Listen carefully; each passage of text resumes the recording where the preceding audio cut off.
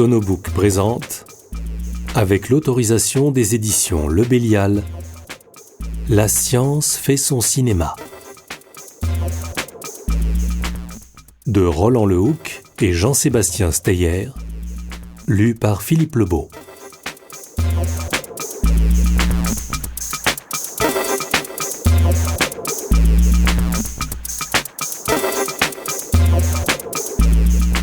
La science fait son cinéma.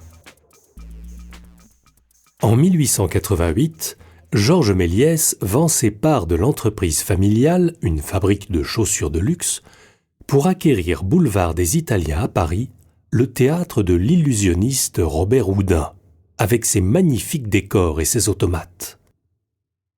Méliès y présente des spectacles de prestidigitation, et ses soirées fantastiques, pour reprendre les termes de son prédécesseur, connaissent un véritable succès.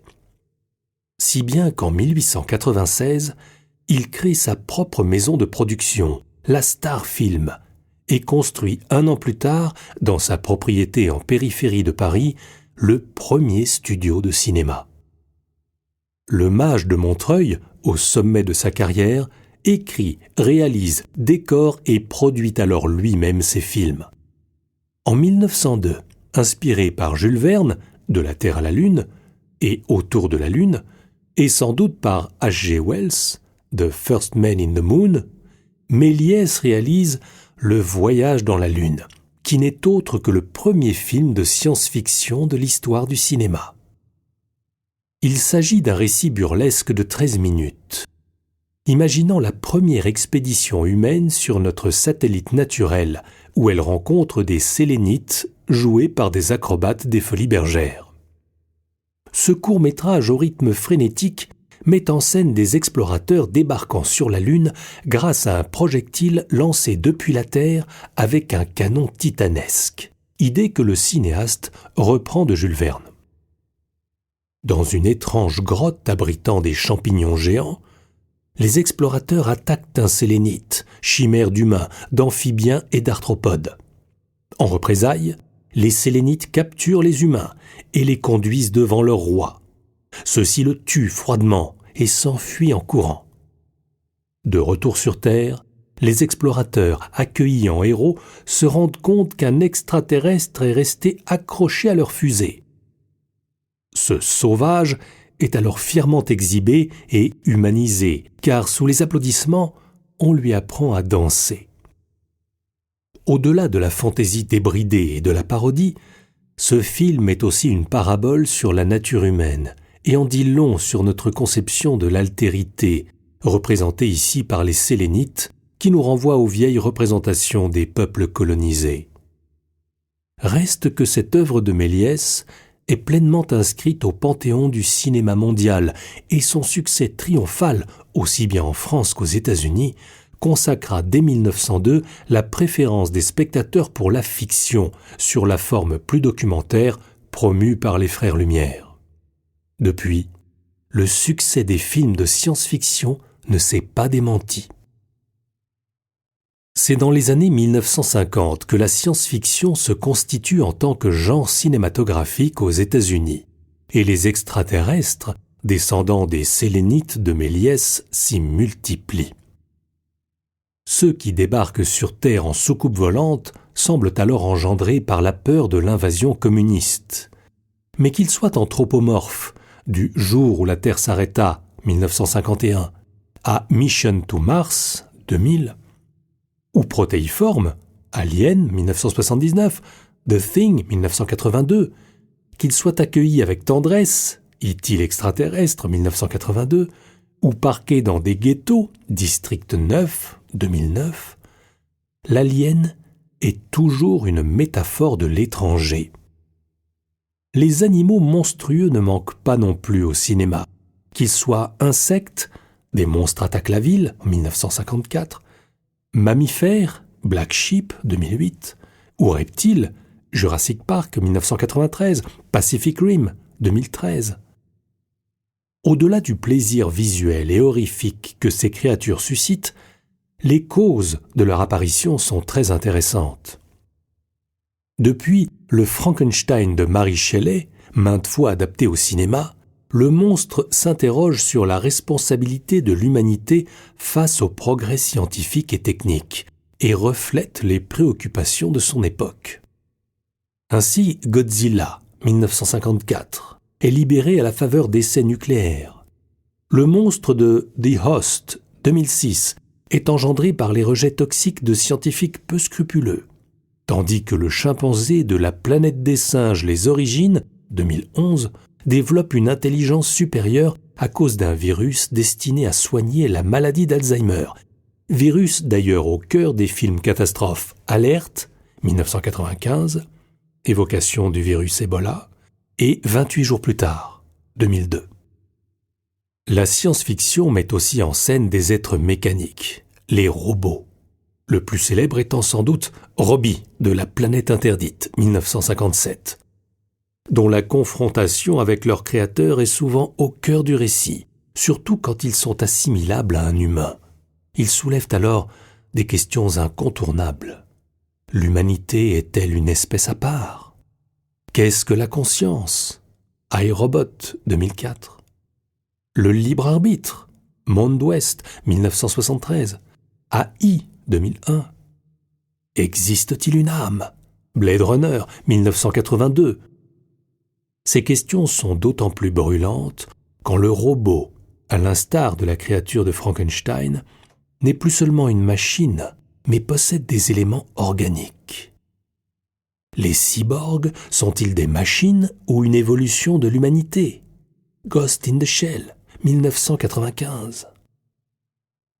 Le film de Méliès est aussi la première représentation cinématographique d'un voyage dans l'espace, devenu depuis un incontournable du cinéma de science-fiction. Après le féerique et le burlesque de Méliès, le genre est passé à un réalisme plus affirmé, soutenu par des effets spéciaux de plus en plus sophistiqués. De La femme sur la Lune, en 1929, à Interstellar, 2014, en passant par Destination Moon, 1950, 2001, l'Odyssée de l'espace, 1968, et La guerre des étoiles, 1977. Comme son pendant littéraire, la science-fiction cinématographique se déporte spatialement et temporellement pour commenter le présent. Dérive totalitaire, THX 1138, 1971. Impérialisme, Avatar, en 2009. Excès médiatique, La mort en direct, 1980. Truman Show, 1998. Menace environnementale, Soleil vert en 1974, Silent Running en 1975, etc. Quel que soit le type de science-fiction, populaire, hard science, horrifique, d'anticipation, space opéra ou planète opéra, nous sommes aussi convaincus qu'elle est un excellent prétexte pour parler des sciences et les pratiquer. Bien avant l'apparition du terme science-fiction, anglicisme qui devrait se comprendre comme fiction scientifique et non comme science fictive, l'écrivain Maurice Renard, 1875-1939, propose de nommer merveilleux scientifique la nouvelle littérature née sous la plume d'auteurs comme Jules Verne, H.G. Wells ou J.H. Roney Heney. Il définit ce genre où l'on découvre de nouveaux univers, des mondes pluriels et de nouvelles espèces, comme l'aventure d'une science poussée jusqu'à la merveille ou d'une merveille envisagée scientifiquement. Même si, comme l'écrivait Jean Morel dans les années 1920, les romans de Roney n'ont pas été conçus pour vulgariser la doctrine, entendez ici les données scientifiques, ni la doctrine pour étayer les romans, gardons à l'esprit que toute fiction scientifique repose sur une base réelle, ne serait-ce que parce qu'elle est un produit du cerveau et de la culture humaine. C'est cette base, notamment sa partie factuelle ou scientifique, qui nous intéresse ici. Comment procéderons-nous? La recette est simple. Prenez votre film de science-fiction préféré, qui, comme celui de Méliès, présente sans doute de fabuleuses scènes d'action, se déroule sur des planètes lointaines ou met en scène d'étranges extraterrestres. Considérez ce film comme une sorte de documentaire et ces images comme factuelles. Il devient alors l'énoncé d'un exercice intéressant et soulève de nombreuses questions. Cette planète est-elle réaliste ? Pourquoi cet extraterrestre possède-t-il 3 paires d'yeux ? Comment fonctionne ce vaisseau spatial ? Saurions-nous faire la même chose que les ingénieurs du futur ? C'est à ce genre de questions que nous tâchons de répondre.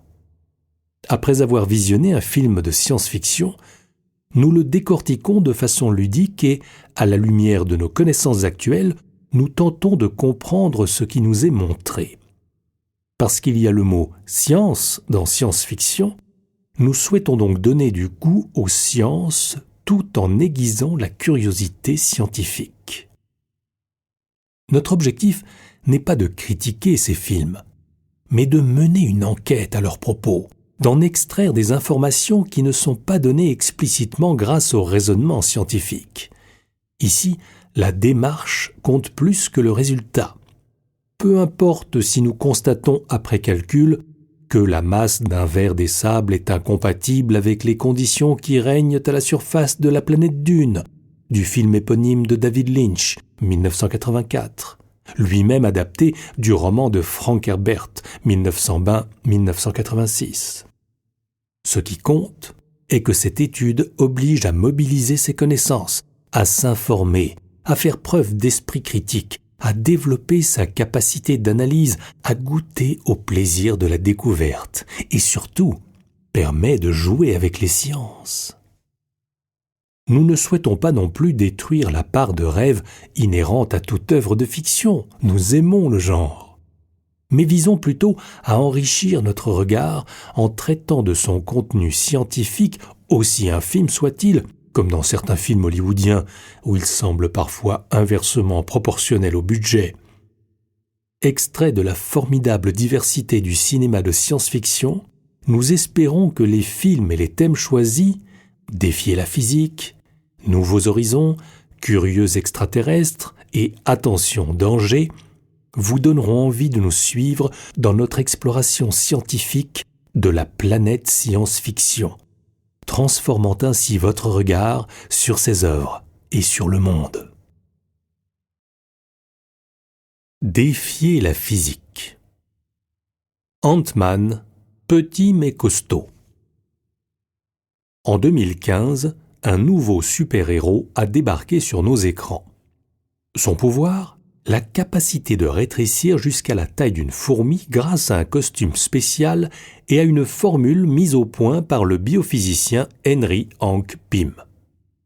Avec Ant-Man, Marvel Studios s'écarte de ses classiques blockbusters en mettant en scène un ex-taular, Scott Lang, qui, voulant récupérer le droit de voir sa fille, se retrouve embarqué dans des péripéties échevelées. L'idée de raconter les aventures consécutives à un changement d'échelle n'est pas récente. Tout le monde connaît Les Voyages de Gulliver, publié par Jonathan Swift en 1726, où le héros fait naufrage et se retrouve sur l'île de Lilliput, dont les résidents ne mesurent qu'une quinzaine de centimètres de haut. Son deuxième voyage l'emmène sur l'île de Brobdingnag, où la situation est inverse de celle de Lilliput. Tous les habitants sont des géants. L'homme qui rétrécit, de Richard Matheson, 1956, détaille les affres d'un individu dont la taille diminue à la suite d'une exposition à une curieuse brume radioactive. Le cinéma n'est évidemment pas en reste. En 1966, Richard Fleischer réalise Le Voyage fantastique, dont Isaac Asimov écrira le roman dérivé avant d'en publier une version plus personnelle en 1987, Destination Cerveau. Ce film, dont Joe Dante proposera un remake sous le titre L'aventure intérieure, Inner Space, 1987, relate les tribulations d'une équipe de chirurgiens enfermés dans un sous-marin microscopique et envoyés dans le sang d'un scientifique afin de mener dans son cerveau une opération impossible à réaliser de l'extérieur.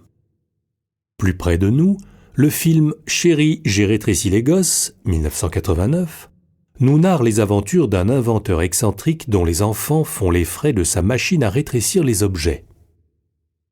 Les super-héros ont eux aussi eu droit de visiter le monde microscopique, et ce dès 1940, avec le fameux Atom.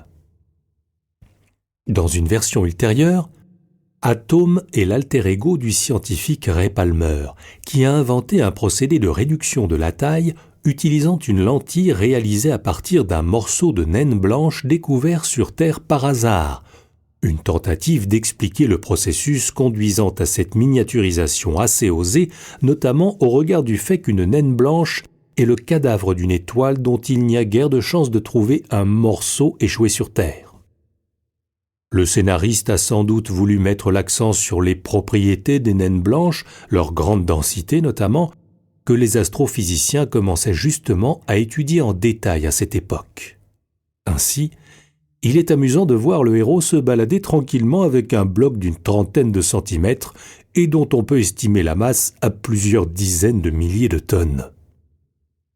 Plus tard, Atom sera rejoint par Ant-Man, qui apparaît pour la première fois en BD en 1962, et Wasp, la guêpe, la super-héroïne épouse de Pym, que l'on revoit bien sûr dans le film Ant-Man and the Wasp 2018.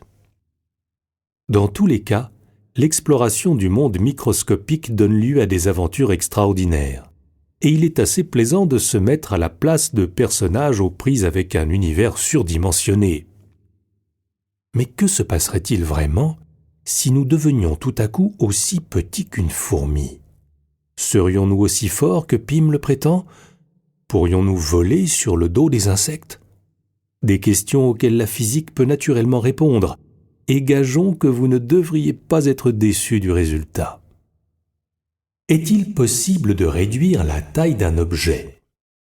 Dans le film, le concepteur du costume d'Ant-Man, Hank Pym, explique le principe de son invention en invoquant une diminution de l'espace entre les atomes. Il est vrai qu'à l'échelle microscopique, la matière est très lacunaire. Ainsi, un atome a une taille de l'ordre de quelques dixièmes de nanomètre, milliardième de mètre, ce qui n'est pas bien gros. Mais le noyau de l'atome est 100 000 fois plus petit. Sur le papier, l'idée de Pym semble bonne. Réduire la taille des atomes, dont le volume est essentiellement vide, devrait permettre de les ranger de façon plus compacte et donc de réduire la taille d'un objet. Mais l'argument de Pym s'avère fautif, car la taille d'un atome ne peut pas être quelconque. Elle résulte d'une physique subtile. Entrons dans les détails.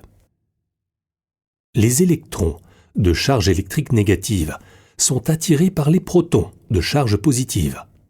En dépit de cette attraction, les électrons ne tombent pas sur le noyau et restent sagement à distance, comme des planètes autour d'un soleil, serions-nous tentés de dire.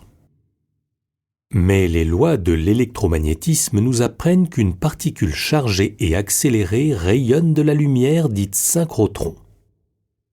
Au même titre qu'un satellite qui perd de l'énergie par friction atmosphérique finit par retomber sur Terre, les électrons devraient donc tomber vers le noyau et la matière s'effondrer sur elle-même. La stabilité de la matière est une sorte de miracle dont la physique classique ne peut rendre compte. Ces lois n'interdisent ni aux électrons de tomber inéluctablement sur le noyau atomique, ni à la matière de s'effondrer. Hank Pym semble averti de ce possible effondrement, car il dote son costume d'un régulateur et affirme que si celui-ci est déréglé, Ant-Man entrera dans le monde quantique. Monde quantique dont il oublie une règle de base. Un électron confiné ne peut pas être immobile et il est d'autant plus rapide que le volume de confinement est petit. Cela résulte d'une idée due au physicien français Louis de Broglie, qui suggéra en 1924 que les particules se comportent aussi comme des ondes. Il ne faisait que renverser une situation déjà rencontrée avec la lumière. L'introduction d'une particule de lumière, le photon, fut rendue nécessaire parce que la lumière, habituellement décrite par une onde électromagnétique, se comporte parfois comme si elle était constituée de particules. L'idée d'onde de matière semble aussi étrange que celle de particules de lumière. Mais l'hypothèse ondulatoire fut confirmée en 1927 grâce à une expérience de diffusion d'un faisceau d'électrons par un cristal. Louis de Broglie ajouta que la longueur d'onde associée à un électron est inversement proportionnelle à sa vitesse. Par ailleurs, lorsqu'une particule est confinée dans une boîte, la longueur d'onde qui lui est associée est nécessairement dépendante de la taille de la boîte. Cette situation est similaire à la vibration d'une corde de guitare. La longueur d'onde de la vibration est au plus égale au double de la longueur de la corde. On en arrive à la conclusion que plus la boîte et donc la longueur d'onde est petite, plus la vitesse de l'électron est grande. Pourquoi l'électron ne se rapproche-t-il pas plus du noyau ? Parce que cela reviendrait à le confiner dans une boîte atomique de plus en plus petite, et donc à augmenter considérablement sa vitesse. Plus précisément, la vitesse de l'électron étant inversement proportionnelle à la taille de la boîte atomique, son énergie de mouvement, qui varie comme le carré de la vitesse, sera inversement proportionnelle au carré de cette taille. Dans le même temps, l'énergie de liaison électrostatique entre le proton et l'électron, négative, varie en proportion inverse de la taille de l'atome. Bilan. Lorsque l'on rétrécit l'atome, l'énergie de mouvement croît plus vite que l'énergie d'interaction entre noyau et électron. La plus grande de ces deux énergies dicte le résultat. Si le mouvement est trop rapide, l'atome éclate. Si l'énergie de liaison est trop forte, l'atome s'effondre. La taille d'un atome est fixée par le meilleur compromis, celui pour lequel la valeur de l'énergie totale, somme de l'énergie de mouvement et de l'énergie de liaison électrique, est minimum. Cette condition aboutit à une taille atomique de l'ordre de quelques dixièmes de nanomètres, constatée expérimentalement. On ne peut donc pas changer la taille des atomes pour de bêtes raisons de physique quantique. Notons enfin que le processus invoqué pour expliquer la réduction d'Antman se fait à masse constante. Le héros conserve tous ses atomes, semble-t-il. Seule la distance les séparant est affectée. Premier souci, on voit mal un humain réduit pesant quand même 75 kg voyager à dos de fourmis volantes, qui doit, elle, avoir une masse de l'ordre d'une dizaine de milligrammes. D'autre part, diminuer la taille d'un humain d'un facteur 100 au minimum implique une diminution de son volume d'un facteur 100 fois 100 fois 100, soit 1 million. Cela signifie que sa masse volumique, quotient de la masse et du volume du corps, atteint au bas mot plusieurs tonnes par centimètre cube, soit en gros celle d'une naine blanche. Cet objet céleste est le résultat de l'évolution d'une étoile de type solaire. Mais si sa masse est de l'ordre d'une fraction de la masse du Soleil, sa taille est plutôt voisine de celle de la Terre. Pour atteindre ce régime extrême, la matière de la naine blanche est ionisée par les hautes températures qui y règnent. Autrement dit, les électrons ont été arrachés des noyaux et le plasma résultant peut alors être comprimé par l'importante gravité de l'astre qui est à la fois très massif et de petite taille. C'est la pression des électrons comprimés qui équilibre la gravité et empêche l'astre de s'effondrer sur lui-même. Les naines blanches sont constituées de l'une des plus denses formes de matière connues, seulement dépassée par celle des étoiles à neutrons. Les premières estimations de leur masse volumique dans les années 1910 furent d'ailleurs déclarées impossibles, tant les valeurs obtenues étaient élevées au regard des valeurs ordinaires. Qu'arriverait-il à un humain miniature ? Admettons malgré tout que le processus de miniaturisation fonctionne, et essayons d'imaginer quelles conséquences cela aurait pour notre héros. Hank Pym explique les exploits physiques d'Ant-Man par sa miniaturisation et les compare à ceux d'une fourmi capable de soulever plus de 50 fois sa masse, nous dit-il. Notons que cet argument fut déjà utilisé par les créateurs de Superman, Jerry Siegel et Joe Shuster, pour expliquer la force de l'homme d'acier. Dans une paire d'images intitulée « Une explication scientifique de l'étonnante force de Clark Kent », le nom d'adoption de Superman, il comparait les prouesses de notre héros à celles des insectes. Kent vient d'une planète dont les habitants ont une structure physique en avance de plusieurs millions d'années sur la nôtre. À l'âge adulte, les Kryptoniens sont dotés d'une force titanesque. Incroyable ? Non, car il existe sur notre planète des êtres doués d'une force extraordinaire. La modeste fourmi est capable de supporter des poids 100 fois supérieurs aux siens.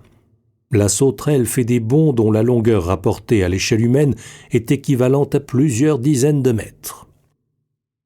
Dans les deux cas, il s'agit d'extrapoler une propriété, la force, d'une échelle de taille à une autre. Qu'en est-il en réalité ? La force que peuvent développer les membres, proportionnelle à leur section, ne croît que dans 2 dimensions. Elle est donc proportionnelle au carré de la taille du corps. En revanche, la masse du corps est proportionnelle à son volume, lequel augmente dans les 3 dimensions. La masse est donc proportionnelle au cube de la taille caractéristique du corps. Ainsi, la force physique croît proportionnellement à la puissance 2/3 de la masse corporelle. Cela signifie que les plus lourds sont bien les plus forts, mais pas autant qu'on le croit. 8 fois plus lourd, 4 fois plus fort. Bien sûr, 2 personnes de même masse peuvent réaliser des performances physiques fort différentes. Notre argument n'est donc valable qu'en moyenne. Appliquons notre relation pour déduire les performances d'une fourmi de celles d'un humain. Un homme moyen pèse environ 75 kg et ne peut en général soulever qu'une seule fois sa masse. Une fourmi, qui ne pèse quant à elle que 10 mg, 7 500 000 fois moins qu'un homme, peut donc soulever, si l'on en croit notre relation, 38 300 fois moins, 7 500 000 puissance 2/3 égale 38 300, qu'un homme, soit un peu moins de 2 grammes. Cela représente bien à peu près une centaine de fois la masse d'une fourmi. La loi d'échelle liant force et masse permet donc de se convaincre qu'Ant-Man peut réaliser des efforts qui sont assez extraordinaires au regard de sa taille et que Superman n'est pas une super-fourmi. Ant-Man 1, Superman 0. Mais le super-héros n'égalera probablement pas les exploits des fourmis dont l'exosquelette, constitué d'un assemblage très résistant associant chitine et carbonate de calcium, s'avère bien plus résistant que le squelette interne du héros, composé pour sa part de phosphate de calcium. Un squelette qui pourrait bien se rompre sous les charges qu'il soulève. Attention à ne pas prendre froid. Ce jeu entre surface et volume amène à une autre conséquence sur les échanges thermiques du super-héros cette fois. Les animaux à sang chaud, dits homéothermes, perdent de l'énergie car ils sont généralement plus chauds que le milieu dans lequel ils évoluent. Ces pertes se faisant par la surface externe du corps, elles sont proportionnelles à l'air du corps. Scott Lang perd donc plus d'énergie qu'Ant-Man, environ 100 fois 100 plus si le rapport de leur taille est de l'ordre de 100. D'autre part, l'énergie nécessaire à maintenir la température interne est produite par une activité métabolique qui se déroule dans le volume du corps, 100 fois 100 fois 100 plus important chez Scott que chez Ant-Man. Scott produit donc 1 million de fois plus d'énergie qu'Ant-Man, mais ne la perd que 10 000 fois plus vite. Finalement, le rapport entre la perte d'énergie par la surface et sa production dans le volume est 100 fois plus faible chez Scott que chez son alter ego miniature.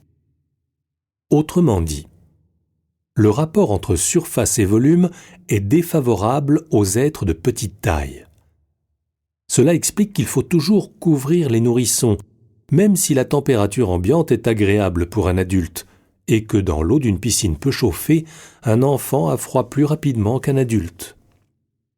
Les animaux de petite taille et à sang chaud, comme la musaraigne étrusque, Suncus etruscus, doivent compenser leur plus grande perte d'énergie par une nourriture très abondante rapportée à leur masse. Ainsi, la musaraigne consomme quotidiennement près du double de sa masse en nourriture, tandis que la ration de l'éléphant ne représente que 5% de sa masse, ce qui fait tout de même 200 à 300 kg. Les quelques grammes de la musaraigne représentent sans doute la limite inférieure de masse pour un animal à sang chaud. En deçà, les difficultés pour maintenir une température interne constante seraient sans doute trop grandes. Dans le cas d'Ant-Man, s'il veut éviter de passer son temps à se nourrir, il faut que le concepteur de son costume ait prévu une isolation thermique plutôt performante, ce qui n'est pas précisé dans le film. De l'eau qui ne coule pas. Discutons également d'une scène étonnante du film. Celle où Ant-Man donne à boire à sa fourmi monture nommée Anthony. Il tient devant elle une goutte d'eau qui ne s'écoule pas et reste dans ses mains sans aucun contenant.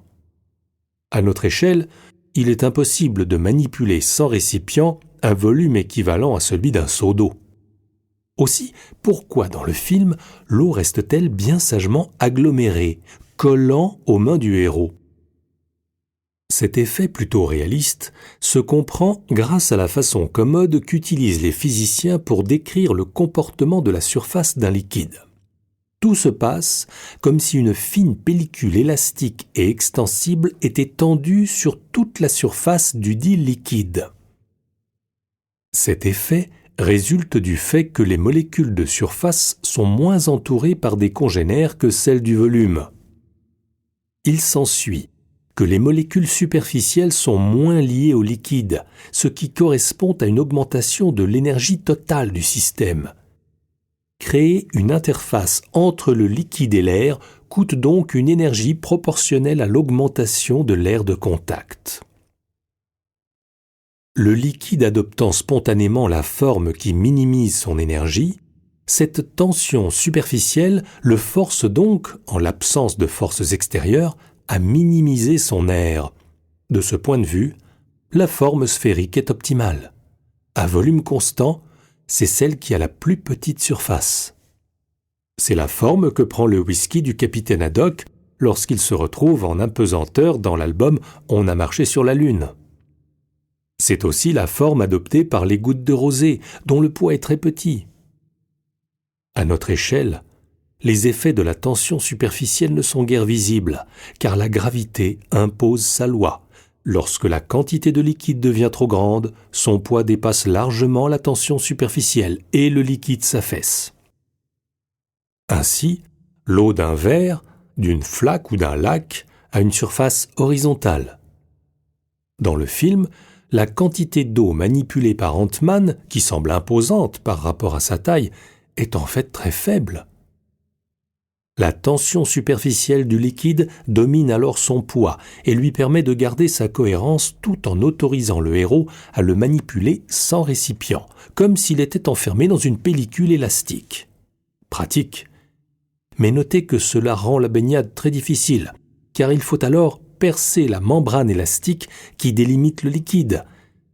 Pas facile pour Ant-Man de prendre un bain. Une question de communication. Pour terminer, discutons un peu de la façon dont Ant-Man interagit avec ses fourmis. Dans le comics d'origine, il s'adresse directement à elles en leur parlant. Si l'on peut douter que des insectes comprennent ses paroles, on peut aussi se demander s'il sera entendu par ses amis humains. Les sons que nous produisons résultent des vibrations des cordes vocales, amplifiées par la caisse de résonance de la gorge et du crâne. Sur un piano, on constate facilement que les cordes les plus courtes produisent les sons les plus aigus.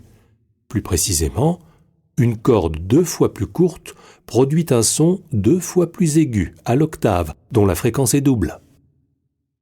Ant-Man, dont la taille est réduite d'un facteur au moins égal à 100, possède donc des cordes vocales 100 fois plus courtes et sa voix est 100 fois plus aiguë, 7 octaves plus haut en gros. La fréquence de la voix d'un humain mâle se situe typiquement entre 200 et 300 Hz. On en déduit qu'Ant-Man émet des sons à une fréquence de l'ordre de 20 à 30 000 Hz dans la gamme des ultrasons, au-delà de ce que l'oreille humaine peut entendre. Autrement dit, il est indispensable que le costume conçu par Pym soit doté d'un dispositif transposant les ultrasons en fréquence audible s'il veut pouvoir discuter avec le héros via le micro intégré. Aucune difficulté technique derrière cela, on trouve de tels dispositifs sur le marché, destinés à qui veut entendre le chant des chauves-souris. Hank Pym a aussi prévu que le casque du costume envoie des signaux chimiques pour communiquer et diriger les fourmis. Si c'est bien par phéromone que les fourmis communiquent, les diriger toutes est illusoire, car les fourmis n'ont ni chef ni hiérarchie. Leur organisation réside dans les interactions multiples entre individus qui agissent uniquement pour le bien commun du groupe. Un modèle dont les humains sont bien éloignés. On l'aura compris. Réduire la taille d'un humain ne va pas sans quelques modifications majeures de ses capacités et de sa perception de l'environnement. Un humain miniature est, toute proportion gardée, plus fort et plus résistant. Mais il a sûrement très froid, passe une grande partie de son temps à manger, est incapable de communiquer par la voix et éprouve les plus grandes difficultés à prendre un bain. Comme quoi, pour garder visage humain, il faut garder taille humaine. Gravity, ça plane pour moi. Sur fond noir, les premiers mots apparaissent. À 600 km d'altitude, la température varie entre plus 125 et moins 100 degrés centigrades. Le son ne se propage pas, la pression est nulle, il n'y a pas d'oxygène. Dans l'espace, la vie est impossible. Puis le choc. La Terre apparaît sur le noir de l'espace, sans un bruit. L'arc brillant de son limbe vous aspire. Lentement, majestueusement, elle tourne. Un petit point brillant se distingue dans le champ, s'approche, grossit. C'est la navette Explorer, dont l'équipage est en train de réparer le télescope spatial. Le spectacle est magnifique, avec une intense sensation de flotter dans l'espace aux côtés des astronautes en action. Après 10 minutes de cette magnificence sereine, l'expérience se transforme brutalement en scène d'horreur dans le vide interplanétaire. Le centre de Houston annonce l'arrêt immédiat de la mission car les débris issus de la destruction d'un satellite russe risquent de frapper à grande vitesse et donc de détruire la navette spatiale qui a amené les astronautes.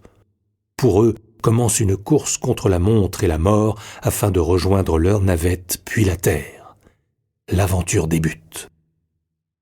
Gravity a été réalisé en 2013 par le Mexicain Alfonso Cuarón. Le réalisme des images est tel qu'il est tentant de prendre pour argent comptant toutes les scènes qui nous sont montrées.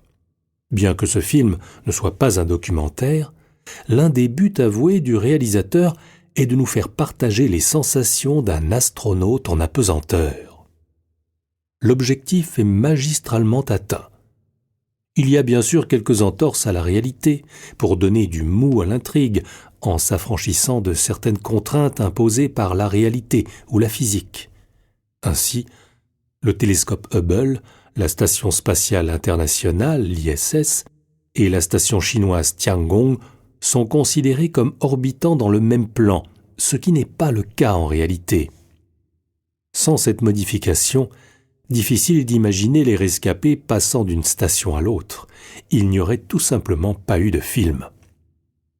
En revanche, certaines des péripéties subies par la pauvre astronaute Ryan Stone sont tout à fait crédibles, car elles se sont déjà produites réellement. Ainsi, notre héroïne part en rotation incontrôlée, comme Neil Armstrong et Dave Scott en 1966. Subit un début d'incendie et une collision, comme la station Mir en 1997. Une explosion, comme lors de la mission lunaire Apollo 13. Fait une rentrée atmosphérique périlleuse, comme cela est arrivé plusieurs fois depuis Soyouz 5 en 1960. Nous espérons que vous avez apprécié cet aperçu. Pour continuer à écouter ce livre audio sur Google Play Livres, utilisez le lien dans la description de la vidéo.